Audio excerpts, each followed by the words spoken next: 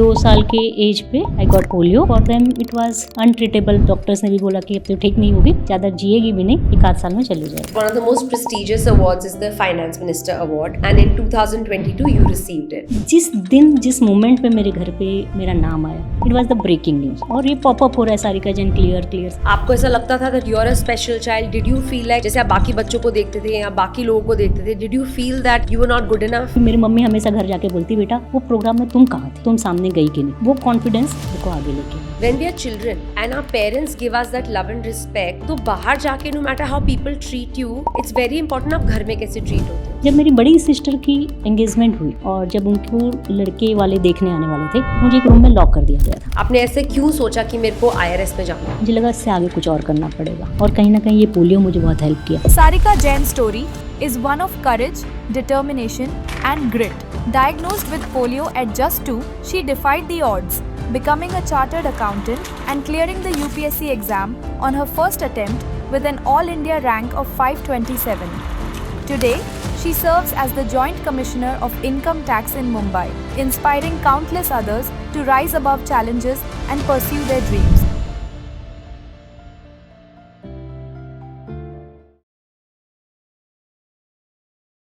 Welcome, Ms. Sarika.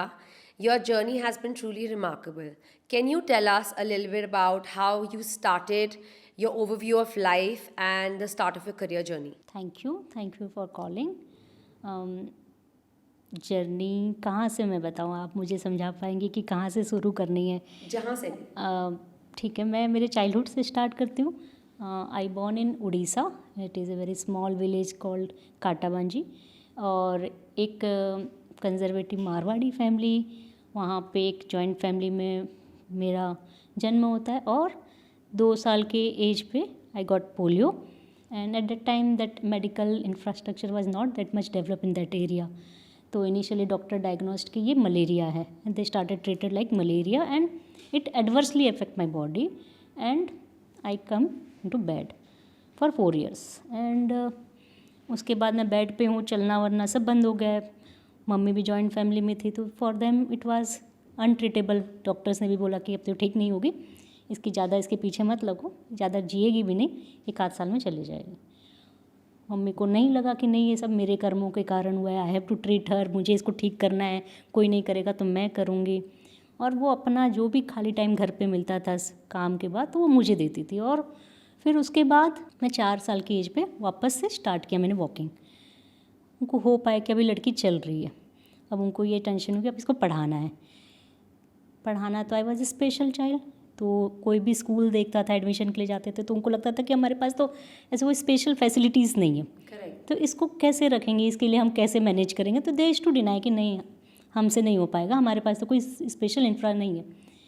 Then my mother that time she was 7 class ही उसने पढ़ाई की थी, तो उसने बोला मैं फिर से पढ़ाई करूँगी और अपनी बेटी को पढ़ाऊँगी अगर कोई स्कूल नहीं पढ़ाएगा। फिर समहाउ स्कूल पे एडमिशन मिल जाता है और फिर मैं स्कूल जाती हूँ। स्कूल की पढ़ाई कंप्लीट होती है, 10th तक कंप्लीट होता है। हमारे एरिया में या हमारे गांव में एक सोच थी कि अगर आप अच्छे पढ़ने वाले स्टूडेंट हैं तो आप आगे साइंस लेते हो, तो उसके लिए लड़कियों को या लड़कों को जनरली गांव से बाहर भेजा जाता है एंड वो साइंस लेके डॉक्टर बनते हैं। तो देख टर्म्स, हाँ भाई इंटेलिजेंट बच्चे बाहर जाएंगे। तो मैं भी स्कूल में पढ़ती थी, तो आई वॉज नॉट टॉपर, पर मैं कम से कम 4th 5th रैंक में रहती। तो मुझे लगता था कि मेरा भी जब 10th हो जाएगा तो मैं कॉलेज के लिए साइंस लूँगी, पढ़ूँगी। Then after 10th I told to my father कि पापा मुझे साइंस लेना है, डॉक्टर बनना है, तो इन डिफ़ॉल्ट आपको बाहर जाना पड़ेगा घर से।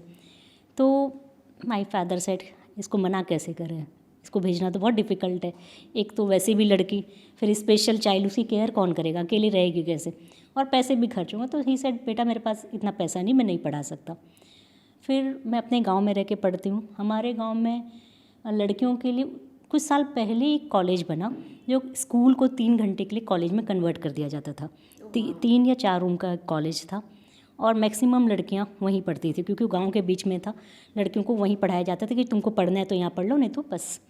मैंने वहाँ कॉलेज कंप्लीट किया। कॉलेज कंप्लीट करके फिर था कि कभी भी लड़की का कॉलेज हो जाता है तो 18, 19, 20 साल की हो जाती है तो शादी कर देते हैं। मेरे केस में था कि शादी भी नहीं हो सकती है। मेरा कॉलेज कंप्लीट हुआ एंड फिर I was at home without any hope कि हम आगे और कुछ पढ़ सकते हैं. This was the end of the studies. बस हो गया, बहुत पढ़ लिया. 4 साल तक मैं घर पे थी. फिर पता चलता है कि सीए कोई चीज़ होती है. वो सीए तक भी कन्विंस करने में मुझे टाइम लगा, लेकिन somehow they convinced. I will tell कि कैसे उनको कन्विंस करना पड़ा. And somehow they convinced and they said कि ठीक है सीए कर लो. सीए में एग्ज़ाम देना होता है, आपको खाली एग्ज़ाम देने के लिए बाहर भेजेंगे, आप घर पे रह कर पढ़ोगे. आई सेड यस, ये भी अपॉर्चुनिटी मिल रही है, मुझे यूटिलाइज़ करना है. Yeah. मैंने पहला एंट्रेंस एग्ज़ाम दिया एंड गांव से 30 बच्चे एग्ज़ाम दे रहे थे. And I have to only study at home. जो 4 साल पहले जो चीज़ें मैं भूल चुकी थी वापस से रिवाइज़ करना है.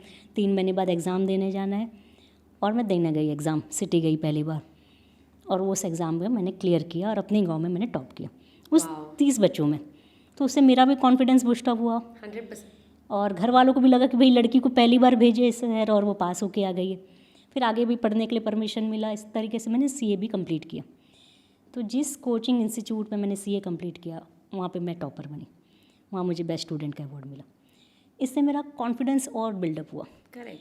फिर कुछ और लाइफ में फेज आए, फिर और आगे पढ़ाई की और फिर मैं आज यहाँ तक पहुँच पाई. That is such an inspirational story. And I think in the end you build hope for yourself. और कोई आके होप नहीं बना सकता किसी के लिए, राइट? हमारे अंदर वो डिटर्मिनेशन और होप हो तभी हम आगे बढ़ सकते हैं. Would you agree? I agree. और डिटर्मिनेशन, होप, उम्मीद, sincerity and continuous effort, honestly ये सब चीज़ें मुझे पहले नहीं पता थी. जब मैंने सीए कंप्लीट हुआ उसके बाद जब मैंने यूपीएससी का सोचा तो एक साधु महाराज जी थे, पापा लेके गए उनके पास और उनसे बात कराई कि ये लड़की आईएएस करने का सोच रही है. तो उन्होंने मुझे 2 शब्द बोले, दृढ़ शक्ति एंड आत्मविश्वास. ऑनेस्टली मुझे वो नहीं समझ में आया. वो बोले ये 2 चीज़ को आप हमेशा अपने साथ रखना, देखना तुम ये एग्ज़ाम पास कर जाओगे. अब जब बन जाते हैं, जब पहुंच जाते हैं तो समझ में आता है कि वो मूल मंत्र क्या था, कि आप किस चीज़ को लेके आगे बढ़े थे. क्योंकि आपके पास उस रास्ते से या उस डायरेक्शन से डाइवर्ट होने के लिए कुछ और नहीं था. तो हम उसी तरीके से उसी रास्ते में चल रहे थे, इसलिए we reach to the destination. Amazing. So tell me, how did you deal with the challenges of contracting polio? आपको ऐसा लगता था that you're a special child? Did you feel like I'm not equal to everybody else in the family, in friends, in the village?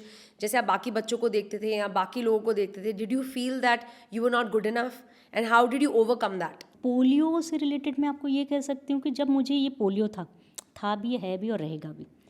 लेकिन अगर challenges की बात करें, if talking in the college school time में हम कुछ चीज़ें खेल नहीं पाते थे या इतने सारे कंपटीशन होते थे. तो मैंने देखा मैं कभी कोई अवार्ड जीत के नहीं ला रही हूँ, मैं किसी में पार्टिसिपेट नहीं कर रही हूँ. वो नहीं समझ में नहीं आ रहा था क्यों नहीं कर रहे हैं.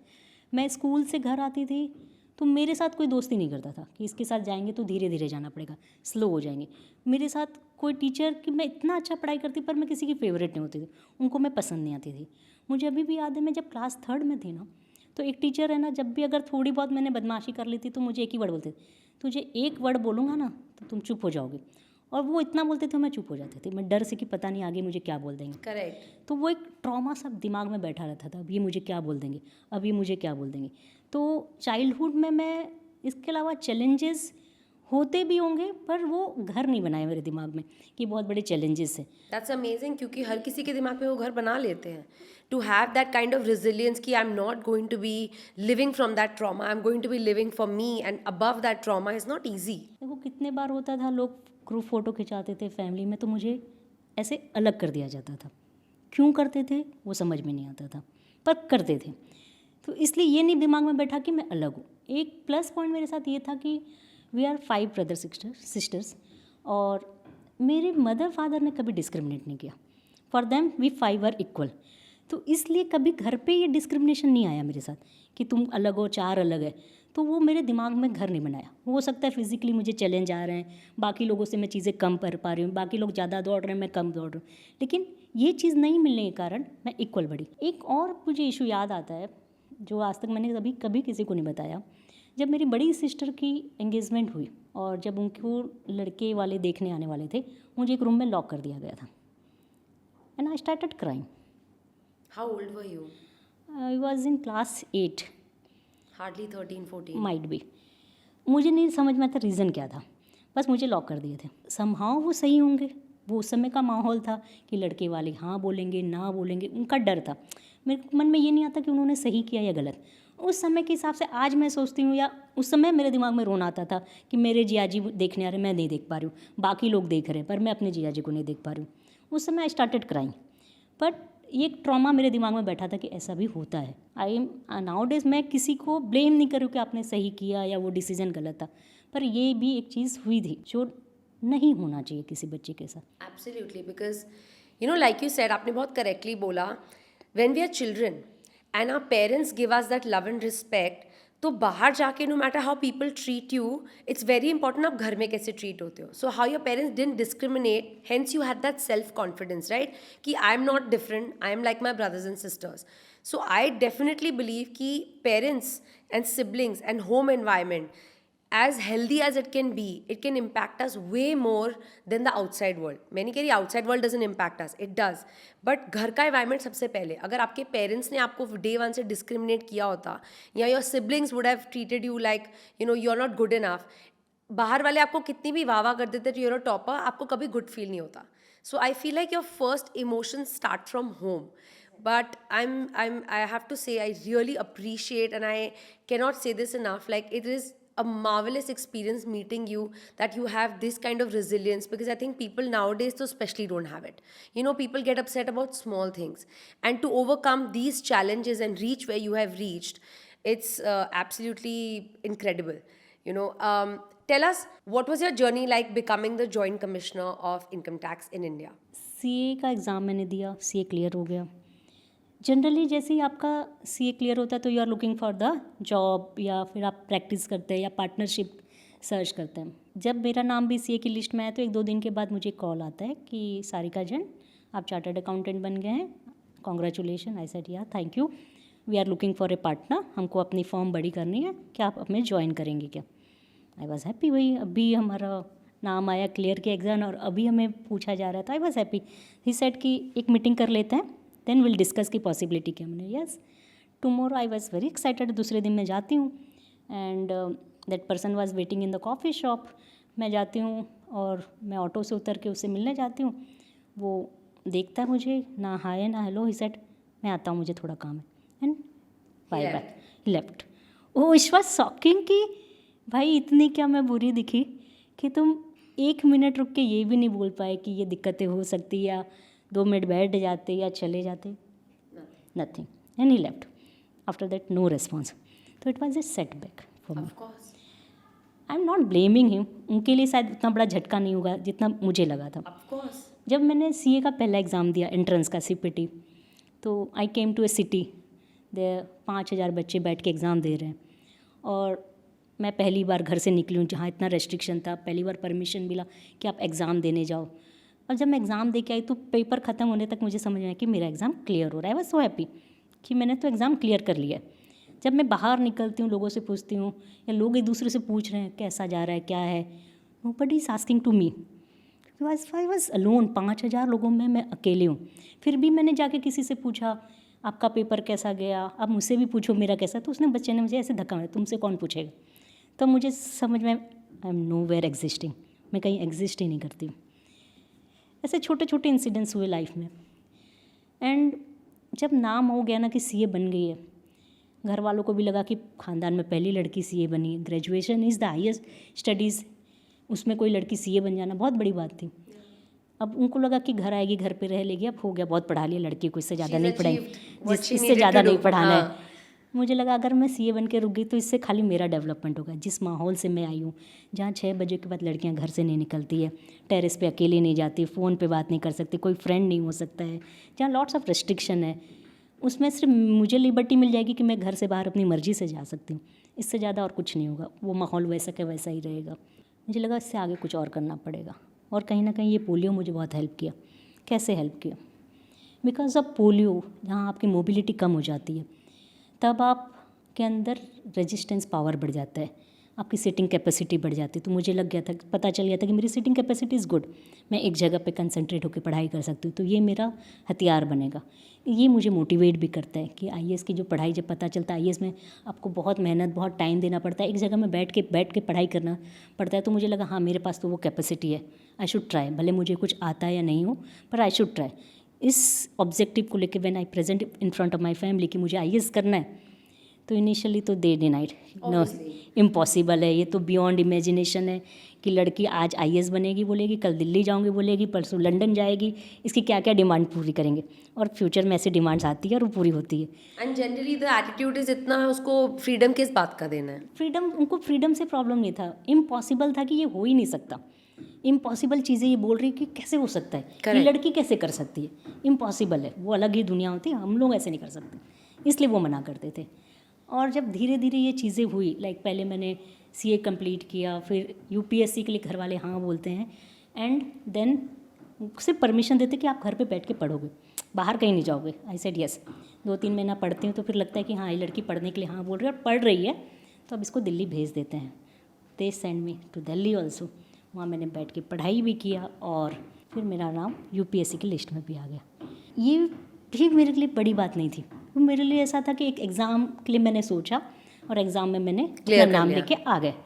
जिस दिन, जिस मोमेंट पे मेरे घर पे मेरा नाम आया, it was the breaking news पूरे उड़ीसा के लिए। और ये पॉपअप हो रहा है सारिका जैन क्लियर। मुझे नहीं समझ में क्या ऐसा क्लियर कर दिया।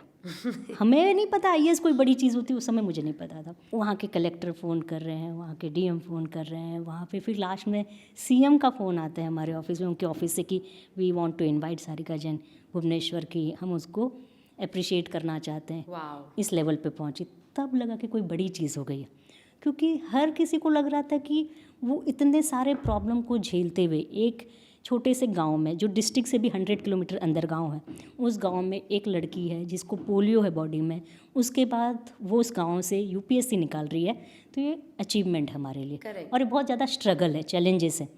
ऑनेस्टली मेरे दिमाग में नहीं था, क्योंकि मुझे ऐसा लगता है मुझे जो अपॉर्चुनिटी मिल रही है वो मैं अवेल कर लूँ, चैलेंजेस कहाँ है मुझे नहीं दिख रहा था। तो ये यहाँ से मेरी जर्नी पहुँचती है यूपीएससी में ऑफिसर के रूप में कि हाँ, ये मैंने एग्ज़ाम क्लियर किया। इसमें एक बात मुझे और याद आती है जो आज तक मैंने शायद किसी को ना बोली होगी। मेरे मम्मी पापा में भले डिस्क्रिमिनेशन नहीं किया किसी ने, लेकिन मेरे मदर का मेरे प्रति बहुत ज़्यादा मोह था। कुछ भी प्रोग्राम होता था, कुछ भी होता था, इन बिकॉज ऑफ पोलियो मेरे अंदर थोड़ा इन्फीरियरिटी कॉम्प्लेक्स था। मैं लोगों के सामने जाने से डरती थी, विच इज़ बट नेचुरल। बोलने के लिए डरती थी, लोग रेस्पॉन्ड भी मुझे अच्छा नहीं करते। नोबडी प्रीफर्स कि आप उनके साथ बैठो, बात करो, तो ऑटोमेटिकली आपके अंदर इन्फीरियरिटी कॉम्प्लेक्स आ जाता है या डरते हो। तो मेरी बड़ी सिस्टर की मैं पल्लू पकड़ के ही चलती थी हमेशा, इतनी मैं डरती थी। मेरे मम्मी का हमेशा मेरे प्रति यह मोह होता था कि कहीं कोई प्रोग्राम हो रहा है, कोई लोग जोक बोल रहे हैं, कोई कॉमेडी कर, तो ये बोले, कोई स्पीच हो रहा तो ये सामने बोले, और कहीं नहीं था। तो मैं हमेशा सामने इसलिए जाती थी कि मेरी मम्मी को अच्छा लगता था। मैं बोलती थी मैं आपके सामने आई हूँ क्योंकि मेरी मम्मी हमेशा घर जाके बोलती, बेटा वो प्रोग्राम में तुम कहाँ थी, तुम सामने गई कि नहीं। वो कॉन्फिडेंस मेरे को आगे लेके आया हर जगह। Amazing. So your mother's been your true backing throughout your journey. आज भी अगर मैं यहाँ बोल पा रही हूँ तो कहीं ना कहीं उसकी इच्छा थी कि मेरी बेटी कहाँ है। आज भी किसी भी कोई भी प्रोग्राम में मुझे कोई इनवाइट करता है, घर जाती हूँ, वीडियो दिखा देना तूने क्या बोला, That's वो amazing. सुनना चाहती है। How beautiful. तो अंदर जो भी मैं कहीं पहुँच पाई हूँ तो मुझे लगता है ये उनके ही कर्मों का फल मुझे मिल रहा है। Absolutely, you know, it's what you said is so beautiful and so correct. हमारे पेरेंट्स ही हमें शेप करते हैं in whatever way possible. They negative or positive. Our parents give us that first confidence to speak, right? क्योंकि हम तो आते हैं without knowing anything into this world. They are our first voice, inside and outside. And to have that kind of support is absolutely the reason I feel, or is always going to be the main reason why it pushed you. नहीं तो क्या होता है जब parents बोलते हैं ना, you're not good enough, तुम नहीं कर पाओगे, तुम आगे मत जाना, तुम्हें लोग देख के हंसेंगे। अगर उन्हें ऐसा बोला होता शायद आप कभी ऊपर जाके स्टेज पे बोल, तो बहुत बड़ा फ़र्क पड़ता है हमारी पर्सनालिटी में, हमारे वे ऑफ बीइंग में। So I think I can only appreciate that she did that for you and today here you are as one of the most successful people in this country. मुझे ये tag देना तो थोड़ा गलत हो जाएगा, more successful, क्योंकि मुझे लगता है ये एक जर्नी है और मोस्ट वाला वर्ड तो नहीं आ सकता है. We are in the process only, we are student right now, we are learning only. और मुझे खुद से भी फील होता है कि जो करना चाहिए था, जो कर सकती हूँ, वो कैपेसिटी अभी तक 100% यूटिलाइज नहीं हुई है. But I think that's the humility ना, आपकी वो हम्बल नेचर की वजह से ही आप आगे जाते गए अगले स्टेप में. अगर हम सब सपोजिंग किसी भी स्टेज पे सोच लें आई हैव अचीव्ड एवरीथिंग, तो हम आगे कैसे बढ़ेंगे? Is that humility, it's that humbleness in every human being that takes us to the next step. तो आई थिंक ये सोच बहुत अच्छी है, बिकॉज इसी की वजह से ही हम नेक्स्ट स्टेप पे जाते हैं कि नहीं अभी मैंने सब कुछ नहीं किया, मेरे अंदर कैपेसिटी अभी और है. राइट अगर पीएम ने डिसाइड कर लिया होता एट 50 कि मैंने तो बहुत कुछ अचीव कर लिया, ही wouldn't be here eight 75 77. So I think it takes that kind of next क्या है, I can do it. It takes that kind of courage and resilience to reach somewhere. So tell me, what inspired you to pursue a career in the Indian Revenue Service? आपने ऐसे क्यों सोचा कि मेरे को IRS में जाना है? ऑनेस्टली मैं ये कहूँ कि हमारे यहाँ ऐसी होप से नहीं जाते हम कि हमें इस सर्विस में जाना है. यूपीएससी का एक पैटर्न होता है एग्ज़ाम का, जहाँ आप अपनी प्रीफर्ड सर्विसेज डालते हैं, चूज़ करते हैं, और as per your examination ranking और अवेलेबिलिटी आपको सर्विस एलोकेट होती है. Okay. Due to some technical reason I have been allotted to IRS income tax, and मैं फिर इस सर्विस में एलोकेट हो गई. अब यहाँ मैं काम कर रही हूँ. तो ऑनेस्टली आई वॉन्ट से कि मैंने ही शुरू से चूज़ किया. हाँ, ये सर्विस मेरे लिए कंफर्टेबल है. डेफिनेटली मेरा बैकग्राउंड बीकॉम और CA है, तो definitely it is comfortable for me. But I came into this service. ऐसा हम worked out for you. Definitely. और सिविल सर्वेंट को इस तरीके से बनाया जाता है या ट्रेन किया जाता है कि वो हर परिस्थिति में अपने आप को ढाल लें. जिस डिपार्टमेंट में काम दिया जाए वो कर लें या सीख लें और कर लें. So after IRS आप अभी currently किस पोजीशन में? अभी currently I am working as joint commissioner in income tax and posted in Mumbai only. So how did you reach this position and what are the challenges of this position? Reach to this position यही UPSC का आप exam देते हैं, फिर वहाँ selection process होता है, फिर उसके बाद आपकी ट्रेनिंग होती है, फिर पोस्टिंग होती है, एंड ग्रेजुअली आप उस पोस्ट पे काम करते करते प्रमोट होते हैं. This was the procedure. And challenges यहाँ पे बहुत वैराइटीज़ ऑफ वर्क होते हैं. आपको नई नई चीज़ें जानने का मौका मिलता है, नई नई चीज़ें करने का मौका मिलता है. जो भी वर्क रिलेटेड है, कभी कोई चीज़ें सडन आ जाती है जो नॉर्मल ड्यू प्रोसीजर में गवर्नमेंट में होता ही है. थोड़ा प्रेशर भी होता है. तो मुझे चैलेंजेस तो नहीं लगा honestly. It was the part of the work. तो आई एन्जॉयड और मुझे बहुत अच्छा लगा, and I am very much happy from this. नहीं तो आपके खुद के challenges कोई रहे personal? You feel like you battled any challenges or rewards of this role? देखो, मैं एक जनरल सा एक छोटा सा स्टोरी बताती हूँ. एक लड़की रास्ते में जा रही है, फिर सामने वो एक साइकिल देखती है, तो उसको लगता है काश मेरे पास भी साइकिल होता. वो साइकिल वाला सामने देखता है कि एक बंदा स्कूटी में जा रहा है, तो उसके मन में आता है काश मेरे पास भी स्कूटी होता. वो स्कूटी वाला देखता है कि सामने एक बंदा बाइक में जा रहा है, तो सोचता है कि काश मेरे पास भी बाइक होता.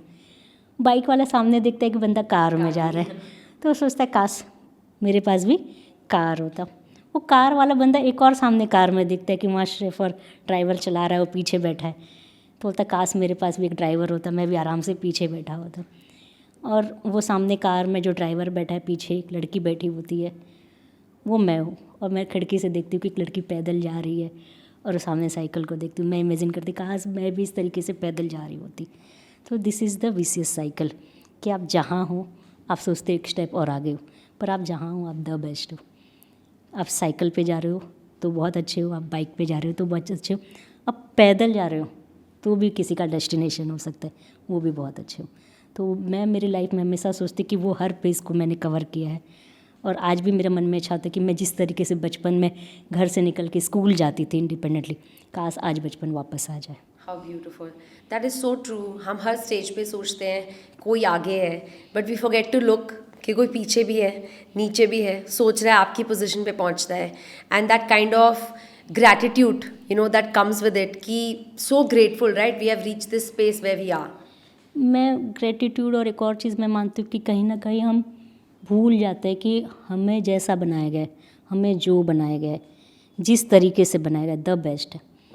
हमें उसके लिए रोना नहीं कि जो हमारे पास नहीं है, हमें उसके लिए हंसना है कि जो मेरे पास मिला है, द बेस्ट मिला है, इसको कैसे मैं 100% यूटिलाइज़ करूँ, तो हमारी लाइफ बहुत अच्छी चलेगी. after spending time with you, I can tell you that you're a powerful inspiration, right, to many. And I feel inspired by you sitting today.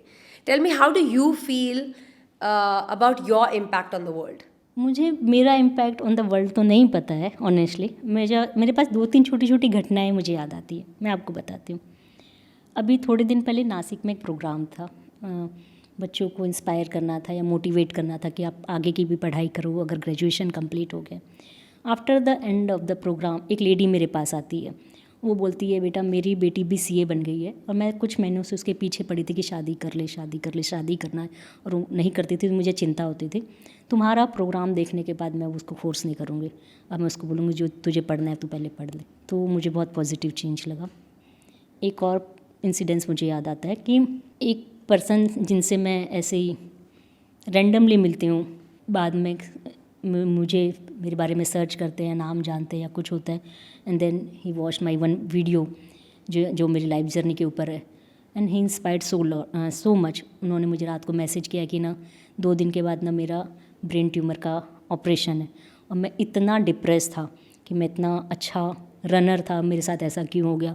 मैं बहुत दुखी था, मेरे को बहुत डर भी लग रहा था. जब से मिला हूँ, जब से आपका वीडियो देख रहा हूँ, मेरा डर चला गया, and I was so happy. तो ऐसे मेरे रोंगटे खड़े हुए कि एक किसी की लाइफ जर्नी किसी को इंस्पायर कर सकती है. एब्सोल्युटली. और जिस विलेज से मैं आई थी, जहाँ लड़कियों के लिए ऑनेस्टली पढ़ाई के लिए इतना पूरा गांव मोटिवेटेड नहीं था कि लड़कियों को बहुत पढ़ाना है, अब माहौल चेंज हो गया है.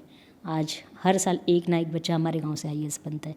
जहाँ इम्पॉसिबल लगता था कि बच्चे पढ़ सकते हैं, IAS कर सकते हैं, 1 साल में एक बच्चा तो बन ही जाता है.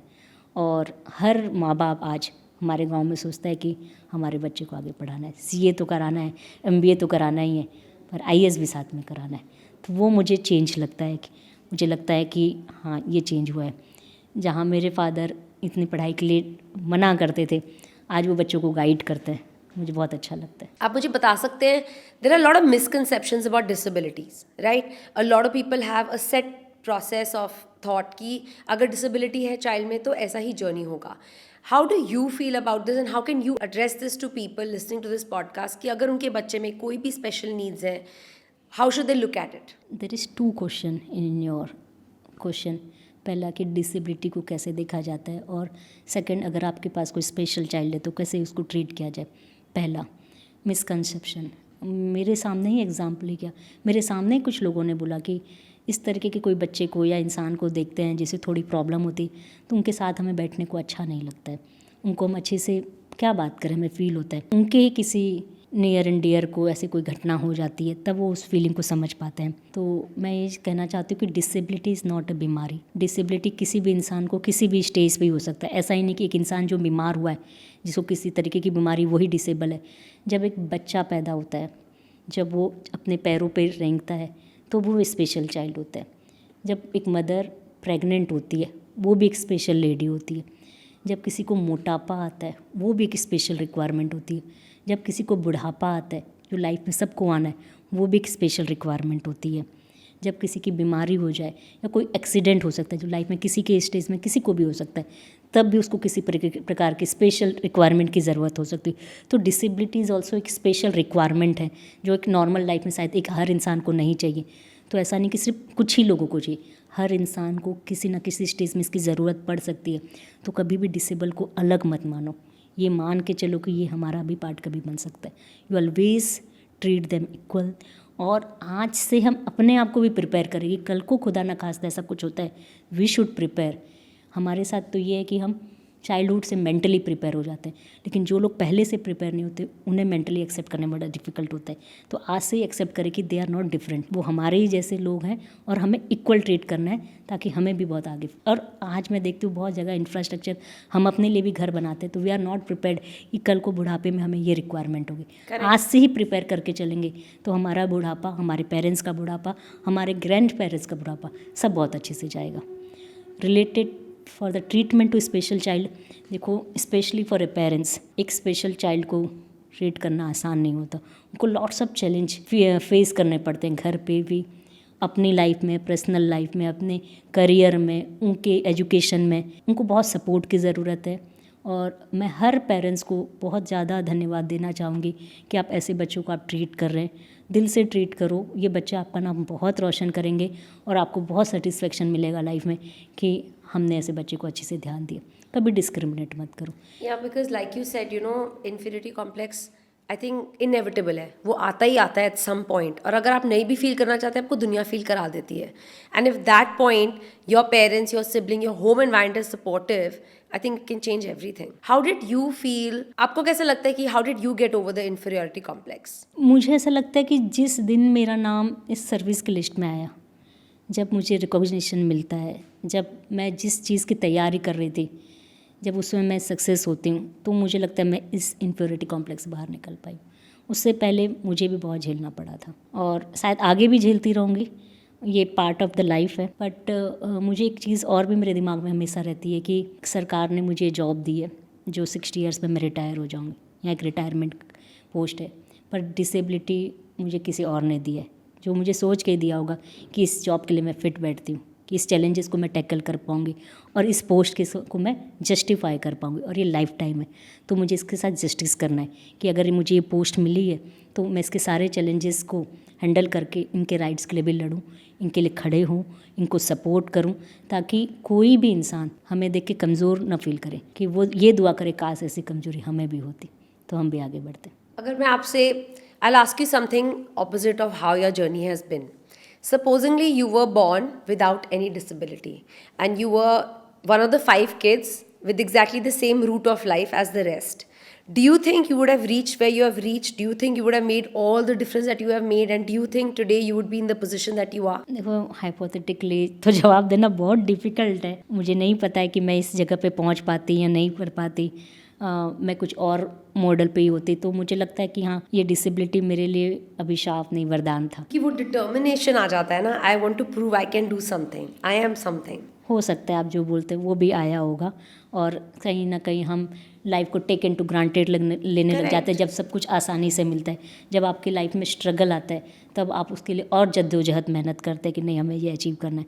तो हो सकता है कि डिसेबिलिटी ने मुझे और आगे पुश किया हो सकता है। I agree with you. Any struggle in life ultimately leads to growth because you have to push yourself to survive.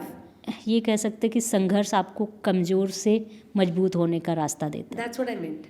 Absolutely. That's what I meant. That I think in anyone's journey, when there's struggle, if life doesn't push you to go faster, go ahead, make choices that you may not have made otherwise, then how's the growth going to come? So I'm not saying only struggle leads to growth, but I'm saying struggle definitely leads to growth. हो सकता है कई लोगों की life में struggle ना रही हो लेकिन वो ग्रो कर रहे हो, वो उनकी किस्मत कह लो या उनका जर्नी कह लो, but I am saying when there is struggle it definitely leads to growth because you push yourself much harder than the boundaries that are created around you. So tell me a little bit about your married life and how your husband has been supportive और non supportive of who you are. My husband is like a god. उनके अंदर इतने अच्छे features हैं, वो मुझे हमेशा push करते हैं कि आइडियल मत रहो, खाली मत बैठो, कुछ ना कुछ करते रहो.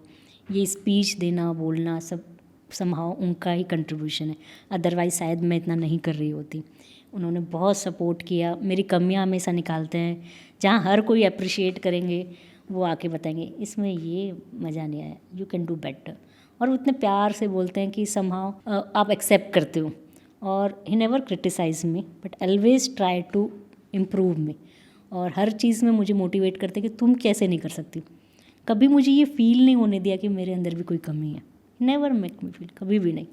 हमेशा ये फील करवाए कि तुम इसको और कैसे अच्छा कर सकती हो, तुम्हारे अंदर इतनी अनयूटिलाइज थिंग्स है जिसको तुम यूज़ नहीं कर रही हो. तो वो मुझे नई नई चीज़ें एक्सप्लोर करने में हेल्प की. I also want to add contribution of my in laws, my father in law, mother in law. बहुत लोग मेरी मदर इन लॉ को देख के कभी भी बोल ही नहीं सकते she is my mother in law, she is behave like friend only. And मैं इतना कह सकती हूँ कि एक स्पेशल चाइल्ड को बहू बनाना इतना आसान नहीं है. उन्होंने मुझे बहू कभी नहीं बनाया, उन्होंने मुझे बेटा बना के रखा. ये बहुत बड़ी बात है. मैं बहुत बार उनको देखती रहती हूँ तो इतना बड़ा दिल होना किसी का बहुत बड़ी बात है. कि वो बहुत बार ये बोलती कि एक बेटा था ना तो मैं एक और बेटा पाल रही हूँ, मेरे 2 बेटे हो गए. वो मुझे बहुत इंस्पायर करता है कि इतना बड़ा दिल किसी का कैसे हो सकता है. और मैं सच में सोचती हूँ कि जितना वो दोनों मेरे लिए करते हैं, मेरे सास ससुर, शायद मेरे माँ बाप भी मेरे लिए इतना ना करते जितना वो करते हैं. तो मैं हर बार हर सोसाइटी को ये मैसेज दूंगी कि भाई आप उनसे सीखो। I read that one of the most prestigious awards is the Finance Minister Award, and in 2022 you received it. Can you tell us a little bit about it, how it made you feel, and how did you get it? Honestly मुझे कैसे मिला मुझे भी नहीं पता चला। It was totally sudden call. जिस दिन इस प्राइज़ का अनाउंसमेंट हुआ तो मेरे एक बैचमेट को मिला था एंड ग्रुप्स में आता है congratulation he was posted in Delhi. तब मुझे लगा अरे वाह दिल्ली में बढ़िया इतना अच्छा अवार्ड मिल गया, क्या बात है, कैसे मिला पता नहीं। Suddenly I got a call from our senior officer कि Sarika you are going to awarded with this award and हमने आपका नाम भेजा था एंड यू आर अप्रूव्ड। मुझे कहीं से पता नहीं था।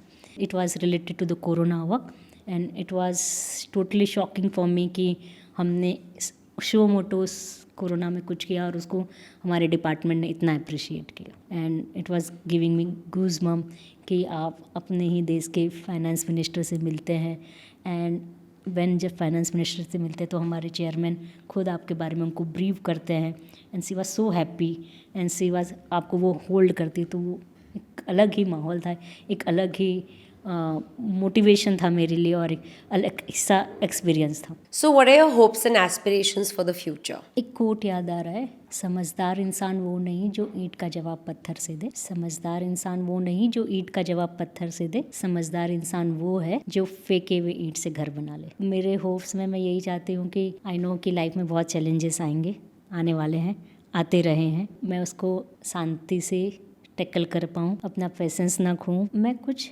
डिफरेंट कर पाऊँ, सिर्फ अपने बारे में ना सोचूं, एक स्टेप और आगे बढ़ के किसी और के चेहरे में भी मुस्कान ला पाऊँ, किसी का दर्द सह सकूं, इतना मुझे ताकतवर बना दे। Wow. And any final words of encouragement you'd like to share? दो चीज़ें मैं कहना चाहूँगी कि डोंट जज my ability with the disability, my ability is much more than its visibility. हर उम्र में अपने अंदर के बच्चे को ज़िंदा रखिए, हद से ज़्यादा समझदारी जीवन को नीरस बना देती है। तो मेरा कहना यही रहेगा कि खुश रहिए, हंसते रहिए, जो मन में है वो करिए, किसी का भी कभी भी बुरा मत सोचिए और क्या आप दूसरे के लिए कर सकते हैं अपने आप को बिना हार्म किए, हमेशा उस पर आगे बढ़ते रहिए। Amazing. Thank you so much, Sarika ji. It has been such a pleasure talking to you, and you're such an inspiration. I'm sure to all, and to me especially today, having this conversation has really given me goosebumps. Thank you. So, before we end, I would like to do a rapid fire question round. Is that okay? Okay. Let's do it. So, question number 1. If not the IRS, what career would you have chosen? Dancer. Amazing. One life lesson polio taught you. मासूम हूँ, बेचारी नहीं, slow हूँ, मैं हारी नहीं। What is your go-to way to reset on tough days? I use to talk to my elder sister, मैं उनसे बात करती हूँ, पता नहीं उनको समय से पहले का ज्ञान कैसे हो जाता है और वो 10 साल से पहले की चीज़ें आराम से मुझे गाइड कर देती है। तो जब भी मेरे आज तक टफ डेज आए, I use to take advice from her. What does true empowerment mean to you? जो देते ना थे जवाब अब उनके सलाम आने लगे, मेरा वक्त क्या बदला, मेरे नीम पे भी आम आने लगे। And tell me lastly one favorite quote by you. जीवन में इतनी मेहनत करो कि एक दिन आपका सिग्नेचर किसी के लिए ऑटोग्राफ बन जाएगा। Wow. Thank you so much, Sarika ji. It has been an absolute pleasure, and I hope to see you very soon again for another chat. Thank you so much. Thank you.